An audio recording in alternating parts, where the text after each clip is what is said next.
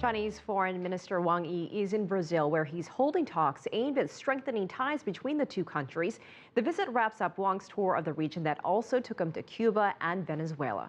Stephen Gibbs has this report from Brasilia. This was the final stop in Foreign Minister Wang Yi's visit to Latin America. Brazil is this region's biggest economy, China its main trading partner.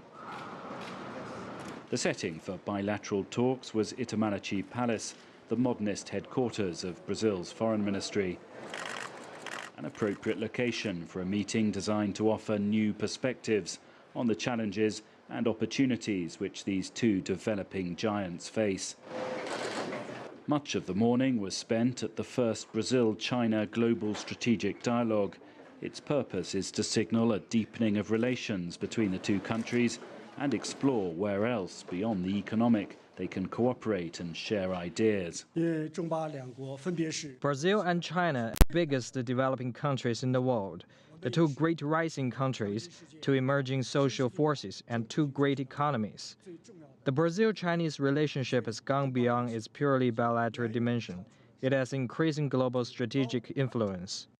Nesses últimos anos, o Brasil e a China adensaram.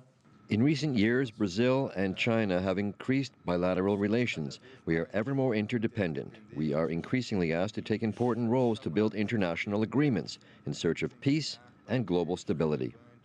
The Chinese foreign minister confirmed that the Chinese president would be making a state visit to Brazil in July. His Brazilian counterpart also said that an invitation was being extended to President Xi Jinping to attend the final for the forthcoming FIFA World Cup. Both delegations made the very specific point that these two nations are now interdependent upon one another. They say they'll be holding annual meetings like this one in order to build on that. Stephen Gibbs, CCTV, Brasilia.